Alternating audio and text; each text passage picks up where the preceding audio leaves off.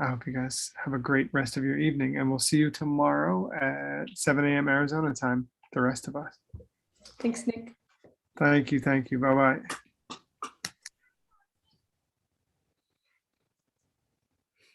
Okay, should we just jump right into it? Just one hot second. Let me get the translator set up. Venerable, don't forget the questions from Russia. Oh, From Russia with love. from Russia with love. Or is it to Russia with love? I can never remember. Oh, okay, from and to. Maybe both. All right, cool bets. Looks like that. Yeah, so it's recording now. The translators are in their booths. Oh, not hold on, just one more second. We're putting Chinese in. Right. Oh wait. Deutschen, yay! Someone just told me that Emily is translating. Oh, Emily, yay! Sorry, I read it. Sorry. Let's change that. All right. Emily. Okay, Emily, you got everything ready to record? And enjoy, you're in the translation channel, correct?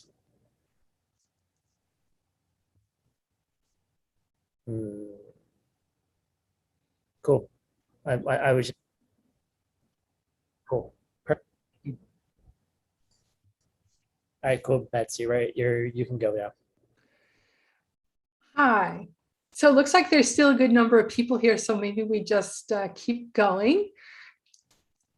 So first, I'd like to thank, who's translating in China? Alisa and Berta for Spanish. And, oh, she's the co-host. Alyssa's the co-host. And yeah, I thought, anyway, so thank you for translating.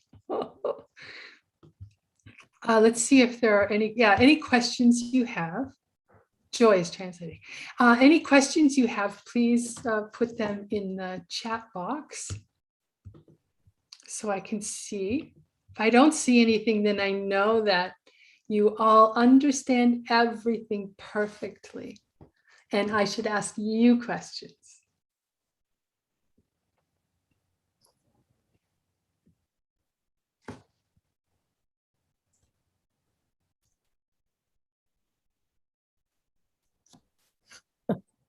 People are leaving in droves, right? They're scared. No, I'm just kidding. No questions? Here we go. How to understand the emptiness of emptiness.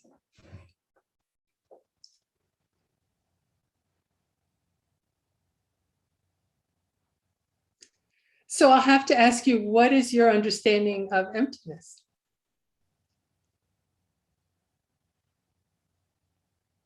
And you can answer. Pure gold Arya. Well, you're an Arya. Yes, you should tell us.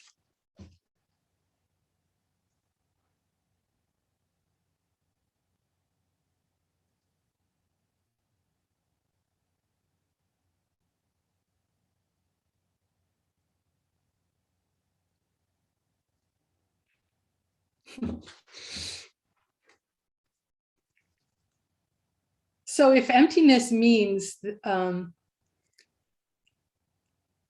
the absence of a way of existing that is independent from how we name it, how we perceive it, how we name it, then the emptiness of emptiness would be the same thing. If emptiness were not empty, if emptiness had some self-existence,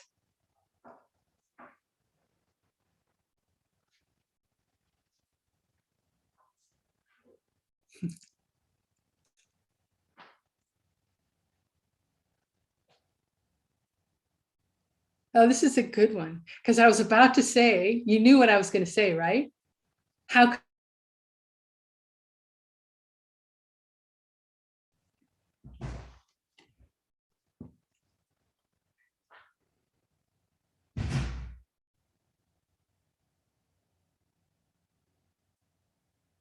if emptiness weren't empty, that means that the emptiness of, oh, you can't even see it, can you? The emptiness of this thing is totally independent of me and my experience of this thing. So then how could this thing ever ring? How could someone ever call me? How could I ever take a photograph? How could I ever text someone? How could it ever bounce when I drop it on the floor?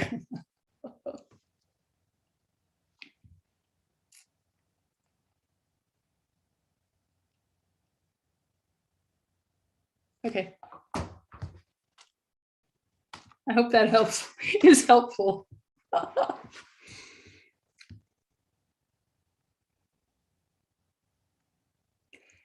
So we have a question here in the chat about all beings being our mother. I understand that they are like an old pair of jeans. Favorite pair of jeans, yeah. My mother from past lives doesn't look like my mother in this life, or my mothers from past lives don't look like my mother from this life, but they are the same mother. So this seems to be saying that all beings are my mother, not just that they were. And if all beings are my mother, where do I fit? Because I'm one of all beings. Am I my own mother? Let's do that last one first. Like, it's kind of like the idea that the plant is inside the seed. You know, it already exists inside the seed, and there's no growing of a tree. The tree is already in the seed. That's what it reminds me of anyway, that idea. So in the practice of perceiving all beings as having been our mother, this is in the practice of developing bodhicitta, or the wish to become enlightened in order to benefit all sentient beings. And there are these steps we go through in order to generate, they say, this wish, capital W. And the step about perceiving all beings as having been our mother is, we've already made them equal. The step 0 is making everyone equal. There's no friend, there's no enemy, there's no, what is the other one? The person you don't know and you don't think of at all. You know, you're pleasantly ignorant of them. But you've made everyone equal. And what we do next is we think about all beings having been our mother, because we want to feel something towards all these beings that we've just made equal. And so if we think about all beings as having been our mother, we think about them having given us life, having given us an existence, having taken care of us while we were in their womb or in the egg they laid, or however it was that they were a mother to us, how they took care of us when we were born, how they fed us, how they cleaned us, how they educated us, you know. That's a pen.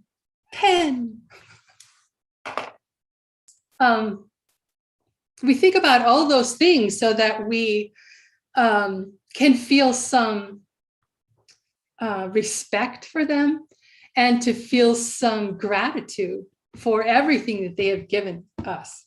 Had they not been there for us, we would have died immediately. We would have been born and we couldn't take care of ourselves. We would just die. So thinking about all beings having been our mother is that step to generate a desire, a very strong desire to want to pay them back for this kindness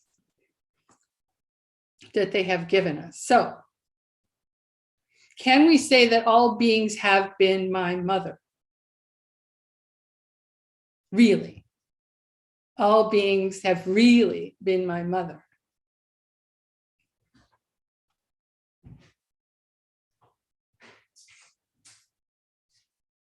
I guess it depends on what hat you're wearing, what philosophical school you're talking about.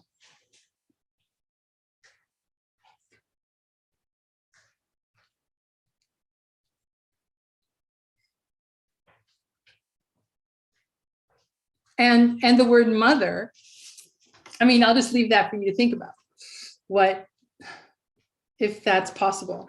And then the word mother, okay, let's say that all beings have been your mother, which means there are countless, really countless, almost unimaginable instances of mother. And then what that phrase means to you in relationship with this other person. Like my idea of mother, even just in my lifetime, has changed. When I was very young, mother was protector, savior, the one I went to when the cat was clawing me, like that. When I was a teenager, unfortunately, mother was the one who was upset when I wanted to go play with my friends all night long. And then later, mother became someone very dear and close to me. And then mother became dead. So there's all of these different meanings of mother just to me in this, so far in this life. So then times that by the incalculable number of mothers. So there's not a mother. So we couldn't really confuse one for another. So I don't know that you could say they're all the same mother, except in the sense of, if you just think about mother as the one who gave you life. So they would be the same in that way, but they're not the same person, the same continuation of a mind and body over time and many births. Because you've been mother to countless times, to all those beings countless times.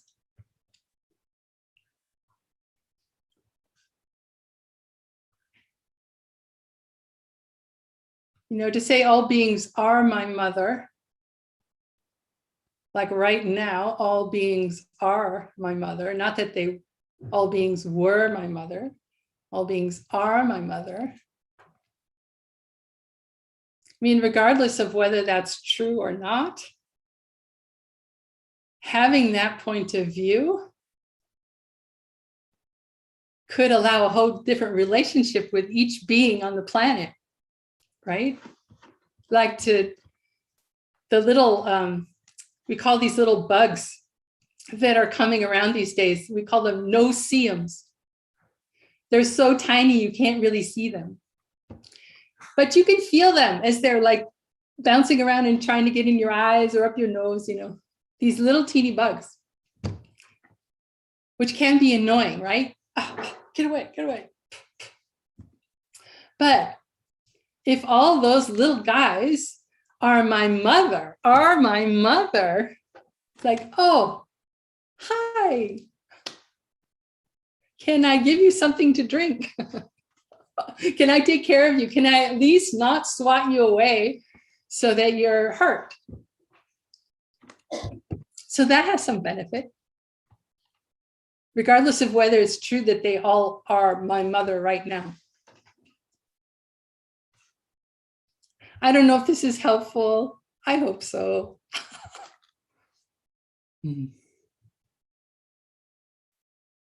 Am I my own mother? Well, that one's kind of hard. I already talked about that one. That'd be like me. Yeah, me giving birth to myself. So how could I give birth to myself because I wasn't born yet? And if I was born, why would I need to give birth to myself?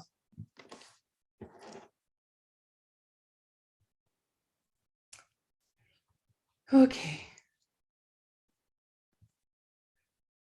Okay, let's see. So here's a question from Russian Nuts. That's great, Catherine. Thank you.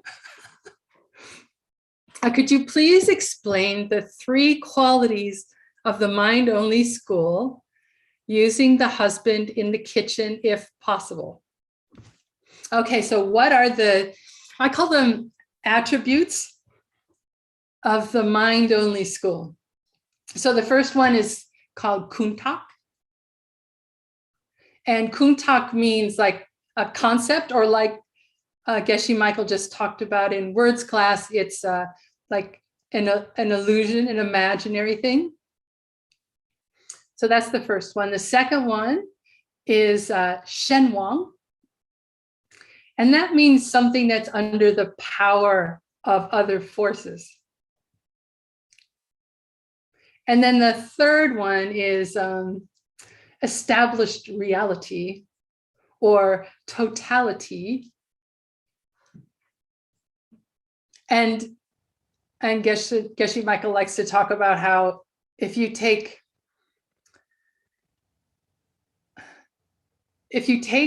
everything and you subtract the kuntaks, the imaginary things, then that's what you have left. Is that right?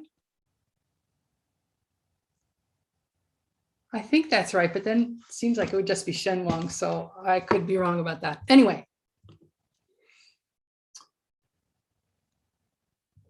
If we were to look at the kitchen, being in the kitchen, so I walk in, I see a husband who is yelling at me for no reason at all.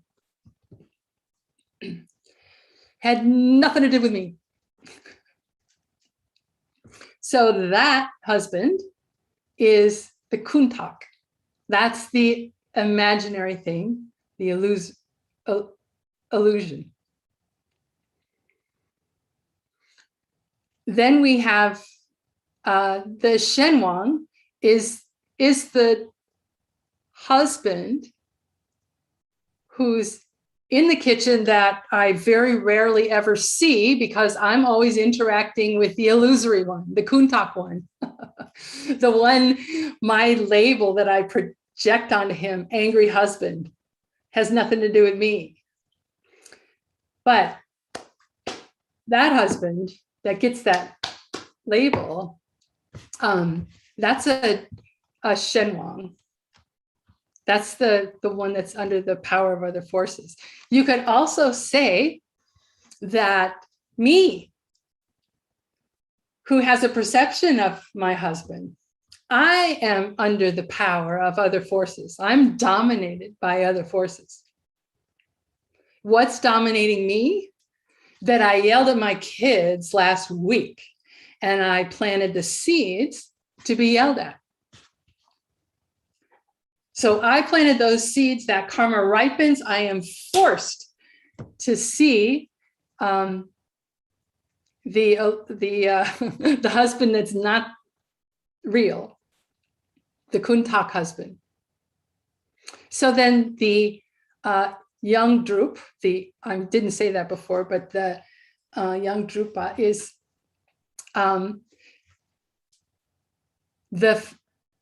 the lack of a husband that didn't have anything to do with me.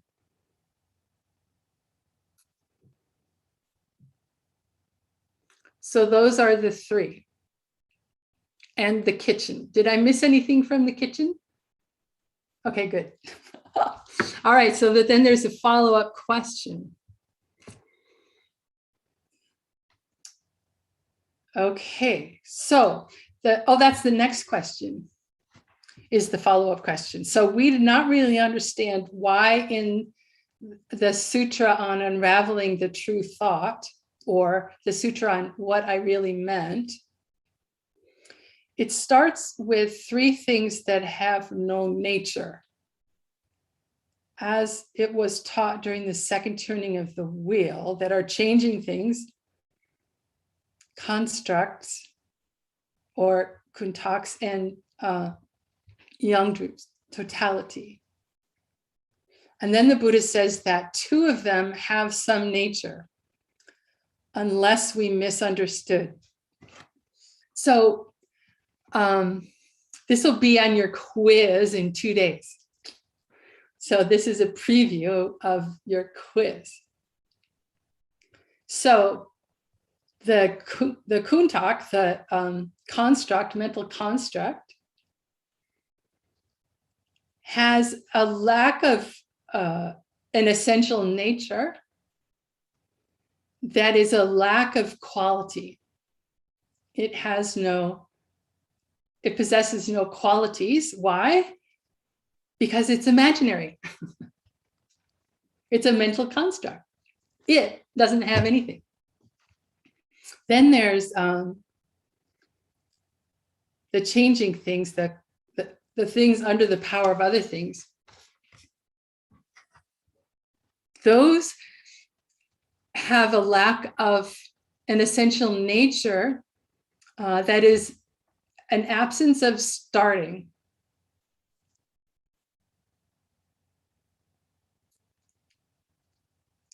And then yangdrups, or totalities, or established reality, those have a lack of an essential nature that is the lack of being ultimate.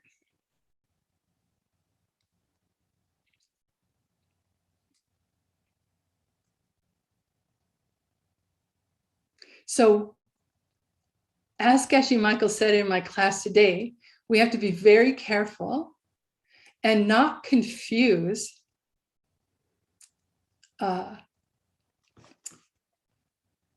literal and figurative with real and unreal. Or, right? We want to conflate or let fall together this idea that if something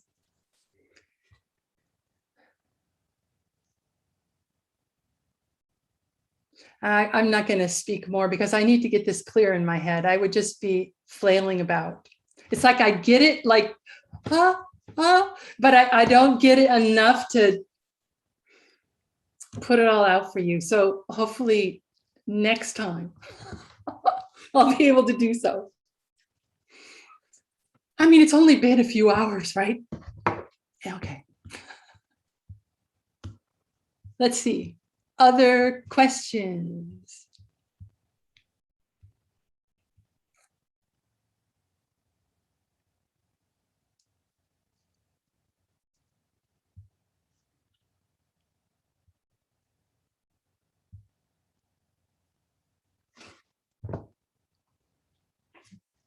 You guys are so smart. Yay.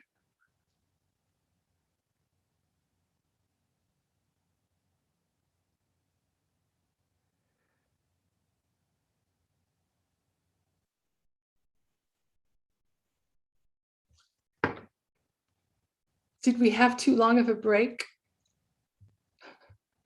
The 2 days was too much. Oh, I know. You had Ben last, right? Ben answered all your questions. He's so smart.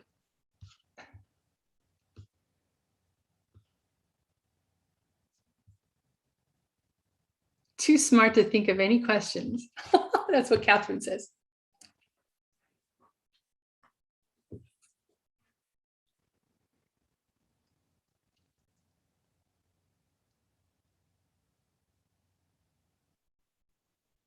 Or you're all hungry for breakfast or dinner. Oh, here's a question. Is not existing the same with no self nature? So I'm going to ask, you mean the same as not having a self nature? Is that what you mean? Or that self-existing means, that not existing is the same as no self nature. So I will say that first, it is true that there is nothing that has a self nature. So in that sense, yes, not existing means the same as no self nature. Or should say, oh no, it's the opposite. Sorry, I thought it was like self nature. So anyway, that's all wrong. So erase that.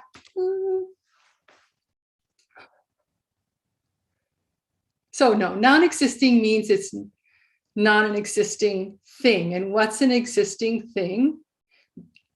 That which can be perceived with an accurate perception. So those are all the existing things. A purple elephant with two heads and wearing a little yellow tutu is not running behind me right now. That's a non-existing thing.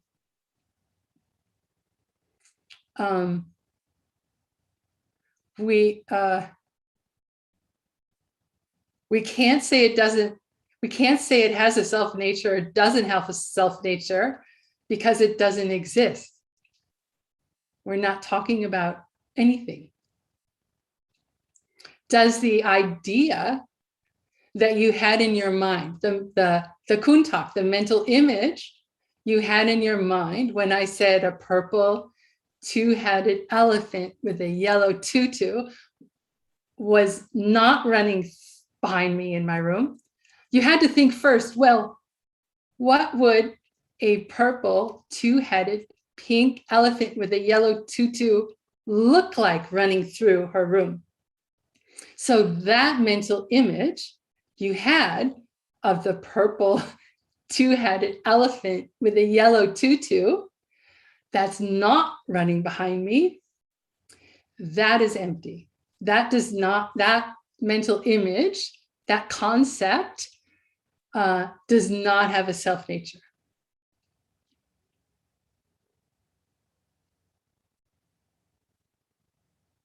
Does that get to what you were asking about?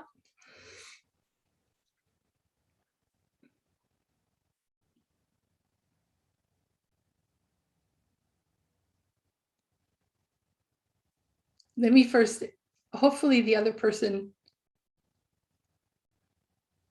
is satisfied, at least for the time being. Okay, so Liu Yingying, could I share how we can apply the ideas in the book I am working on?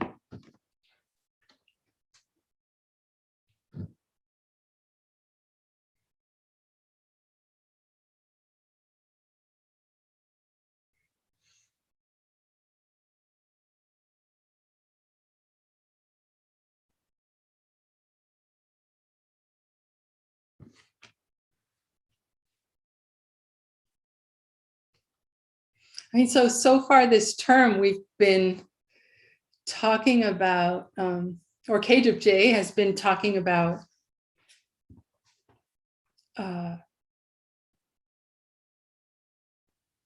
that in order to reach enlightenment, we need to rely on the teachings of the Buddha. And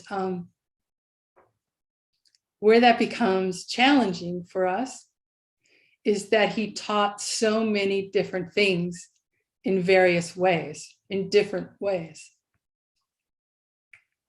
And on the face of them, they appear to be contradictory.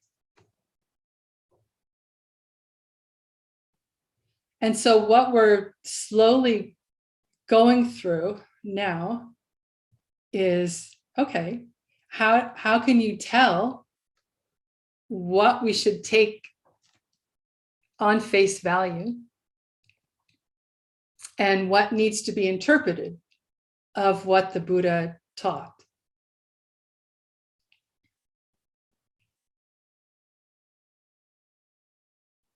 And what we've learned so far is that the listener vehicle, some of them have the idea that everything the Buddha said was what he meant to say, exactly how he meant to say it.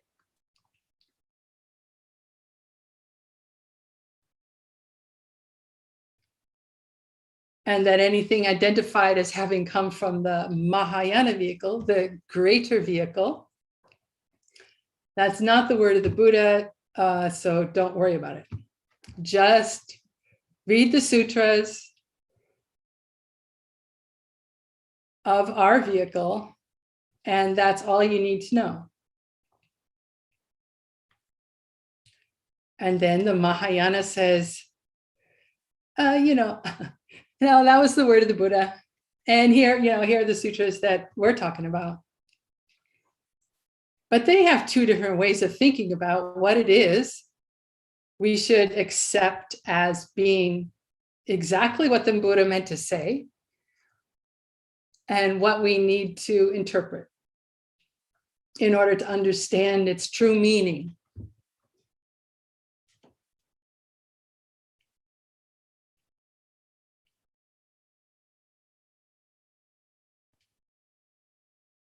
So I think like the main thing so far is that,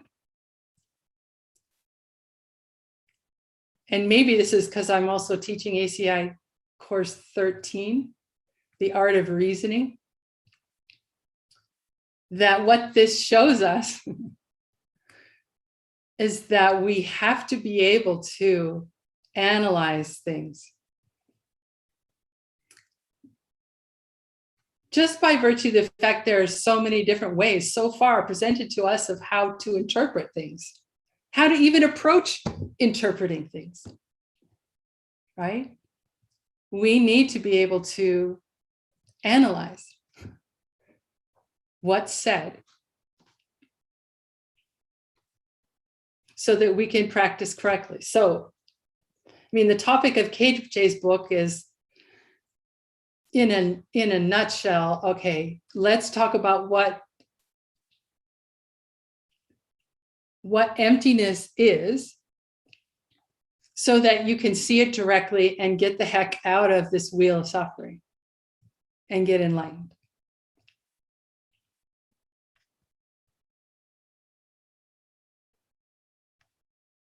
As for like day-to-day life,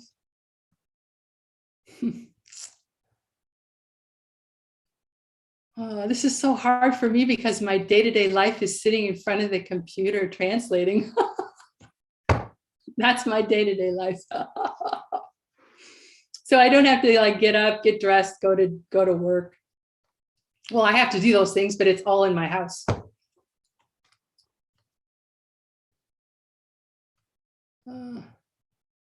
Yeah, Venerable Cotting says what to give up and what to take up.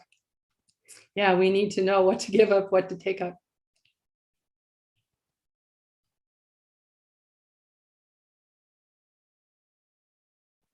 I think that Liu Ying, when we get to the point in the text when they present logical arguments to us, the syllogisms, I think we'll have a little more a little more content to work with in our day-to-day life.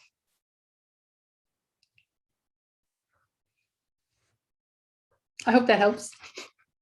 But what would you say? How do you use this so far in your day-to-day life? Does anyone want to share?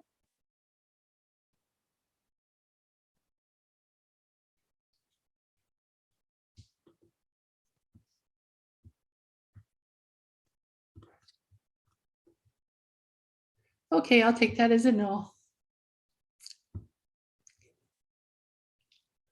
Okay, here's a note from Jasmine.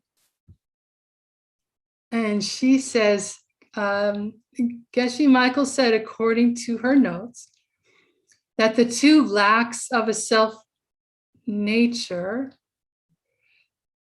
is no truly existing husband and no truly existing wife. That's true. There's also no truly existing yelling and no truly existing yelling husband, no truly existing kids,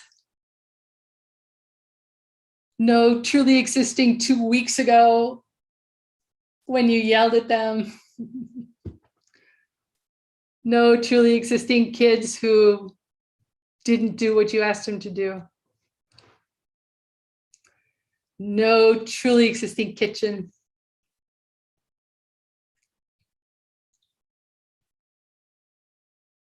Yeah, we can't stop with that one, can we? Thank you, Jasmine. Catherine, I would like to ask how to properly deal with the intimate relationship between husband and wife. That is to say, how to remove the love desire, which leads to the wheel of suffering, but still maintain a good relationship or with compassion in between. So remember, the thing which keeps us in the wheel of suffering is this mistaken idea about a self. We think there is some me here and some mine. So if we think about my husband,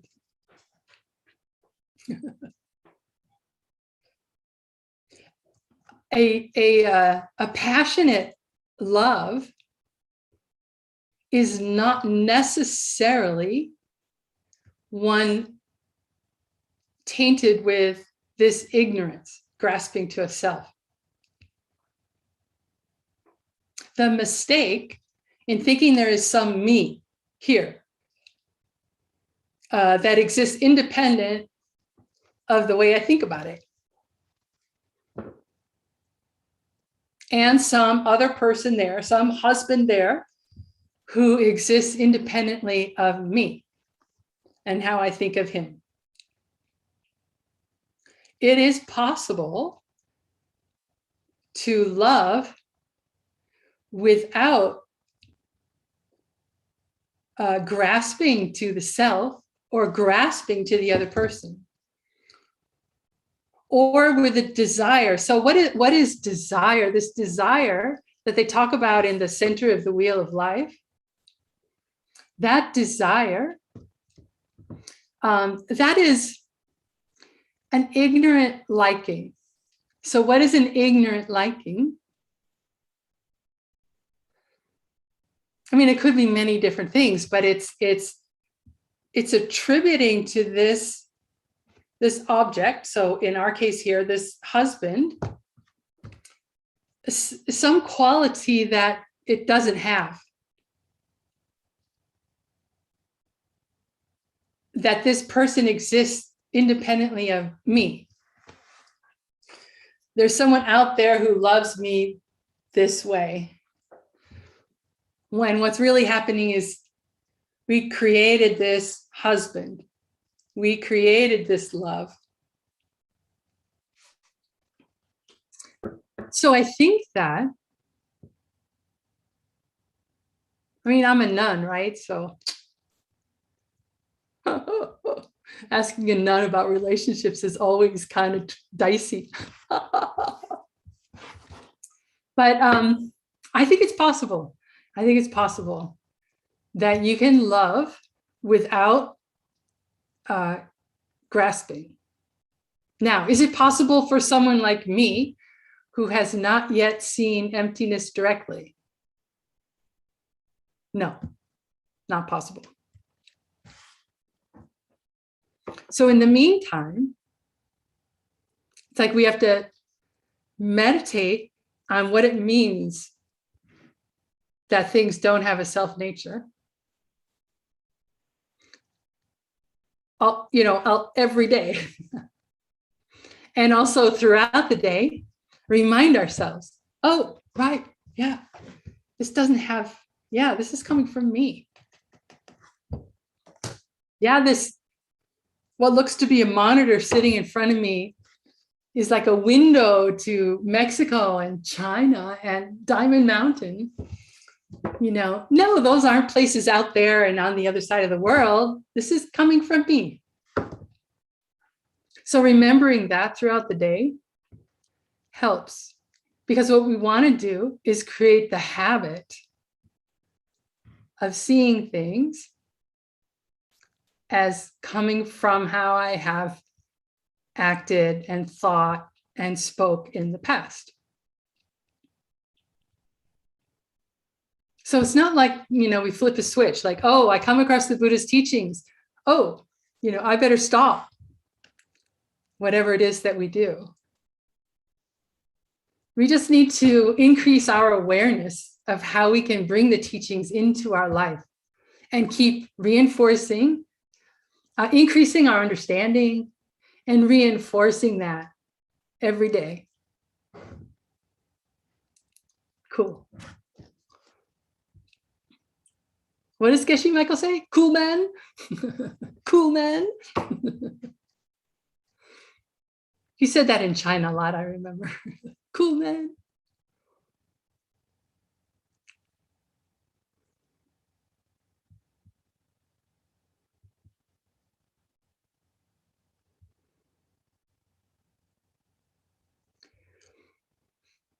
So we have a question from Anonymous. The learning coming from bad experiences cannot be direct karma because a good result cannot come from a bad seed or bad deed. Sorry. So how does it work that from suffering comes learning?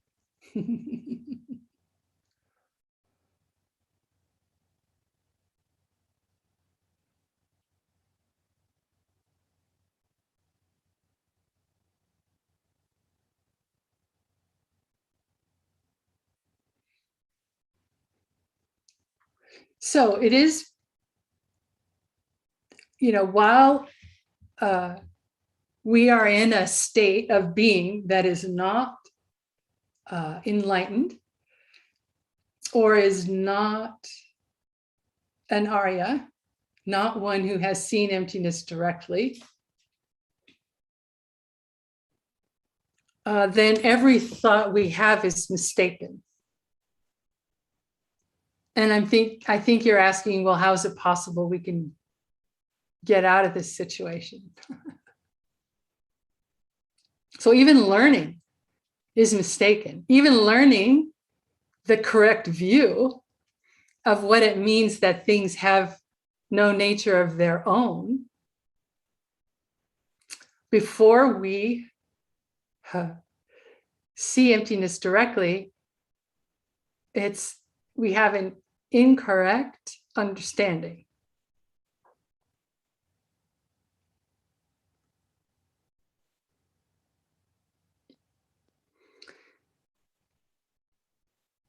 All we can do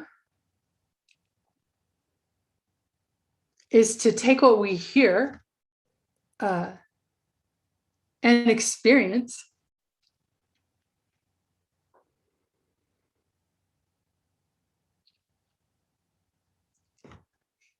and like try our best to practice them.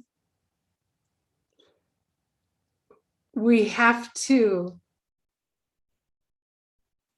when it comes down to, we have to evaluate for ourselves whether something is true or not. Of, is this going to get me out of the wheel of suffering or not?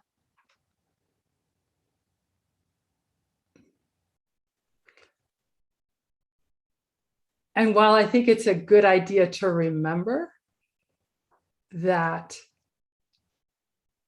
you know, not only is there no self that's independent of me naming it, but there's no teacher independent of me naming teacher.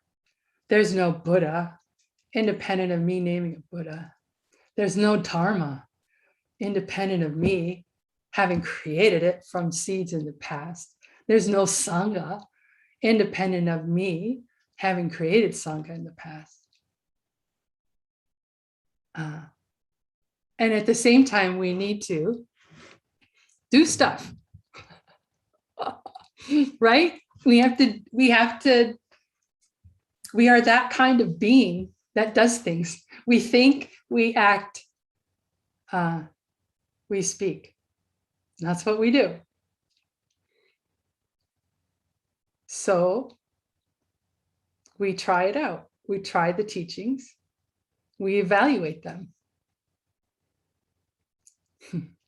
I don't know if that's helpful. It's a challenging question. You know, there's the story. Usually how this is answered is, well, it's like, you know, there's this turtle in the Pacific Ocean, and he lives at the bottom of the ocean. And every 1,000 years, he swims to the surface of the ocean. And while this turtle is down here, there is this float. What do you call those things? A little tube, like an inner tube, that's floating on the surface of the ocean. Now this, you know, the surface of the ocean is vast, wide. And here's this little tube, and it's floating around. Us getting out of the realm of suffering, goes this story, is like this turtle who comes up once every 1,000 years and happens to come right through the inner tube. But what's the inner tube that this turtle comes upon?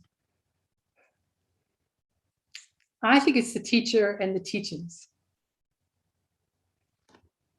And that's what we have. That's all we have to work with. Those are my thoughts.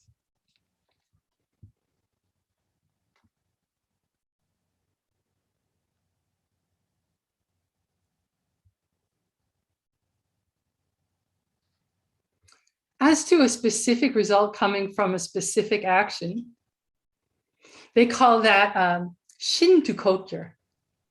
Shintu Kokyo. Kokyo means hidden. And Shintu means very hidden. We can't see that. Only an enlightened being, a fully enlightened, awakened being, can see that, oh, this picking up of the phone will lead to this precise result. Or, you know, the little squiggles on the wall, that comes from, oh, that particular thing you did 45,000 lifetimes ago when you stirred your coffee. So to say,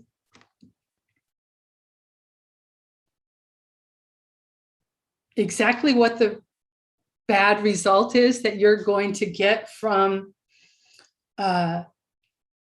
learning and contemplating and meditating on the Buddha's teachings while you're still in this suffering world, you know, it's being negative, maybe something that could be like, I don't know, in the future, you have an itch on your nose when you're trying to meditate or something like that, you know.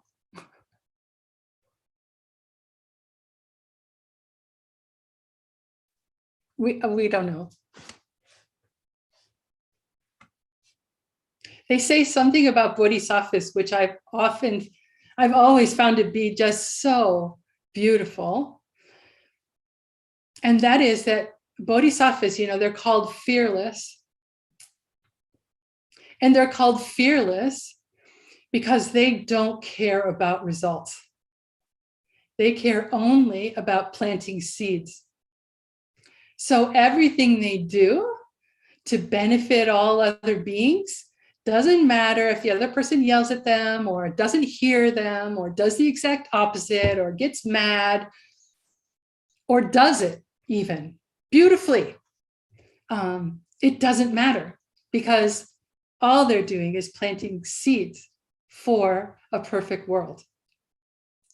So that really helps me in terms of, like, all I can do in any one moment is plant, I don't know, the good seed that I plant. It's the best for the moment. So if I'm having a bad day, it may be different than this kind of seed I can plant when I'm having a good day. We just do the best we can do at the moment. And that's the best. Dedicate, dedicate, dedicate. That's how you make sure it doesn't end up being an itch on your nose or whatever. You know, whatever you do, turn it into dedicating it towards the result you want to see. So even if you tried and it didn't work, dedicate the trying. Even if you have misunderstanding, dedicate that, hey, I stuck with it, and may this be the cause that everyone understands everything perfectly.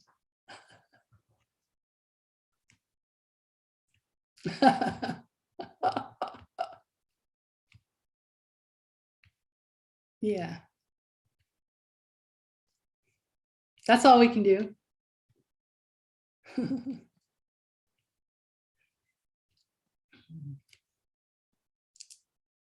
Anything else?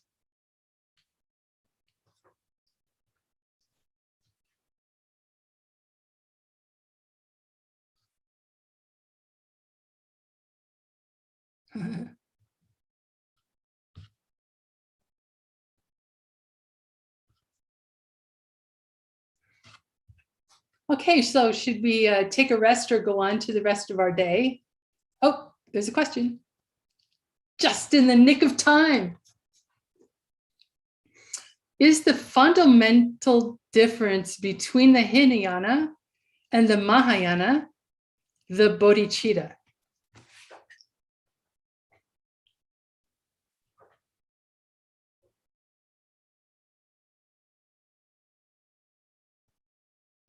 So the way that the Hinayana and the Mahayana, that division so one way to talk about it is that it's based on your motivation.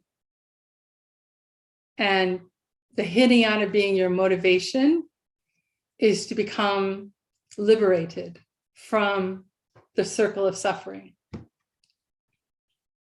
And that the Mahayana vehicle is motivated to become liberated from the cycle of suffering, but the whole distinction of nirvana samsara, be liberated from that for the benefit of being able to lead every single other being to that state.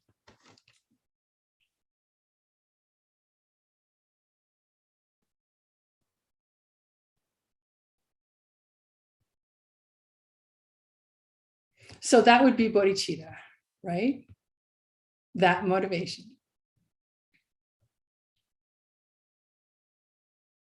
But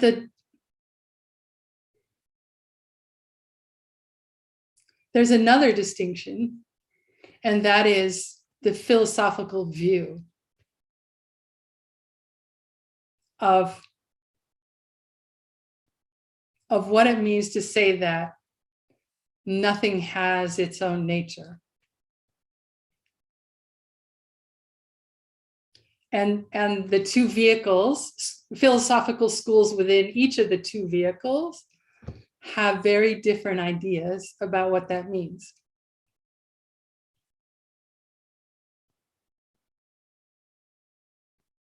That said, I mean, it's just so interesting. From the point of view of the highest philosophical school in the Mahayana, the higher or the great vehicle is that it's not possible for anyone in any vehicle to reach the intended goal of that vehicle, whether it's to become enlightened, fully enlightened, or to get out of the realm of suffering, become an arhat.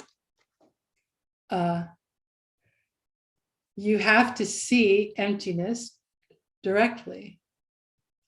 And that every person on every vehicle sees the same thing. That being a lack, an absence of a self. So from that point of view, from the consequence branch of the middle way school, yeah, the only difference is bodhicitta. That's not what people from other schools would say.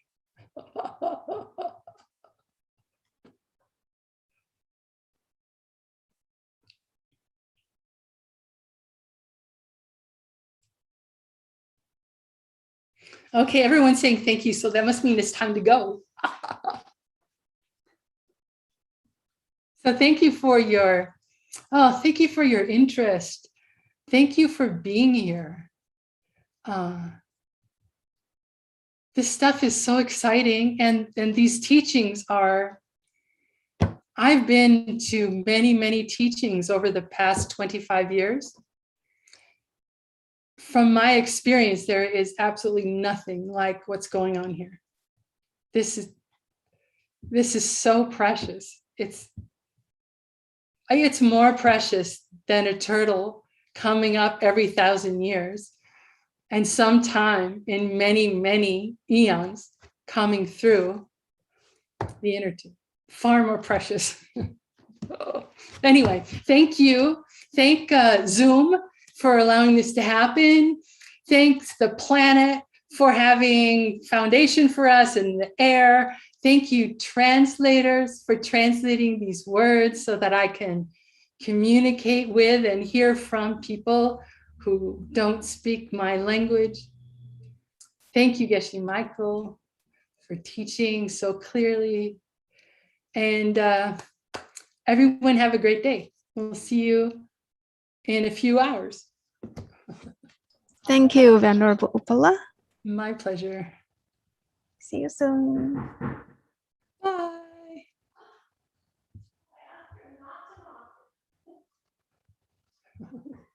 Okay, bye.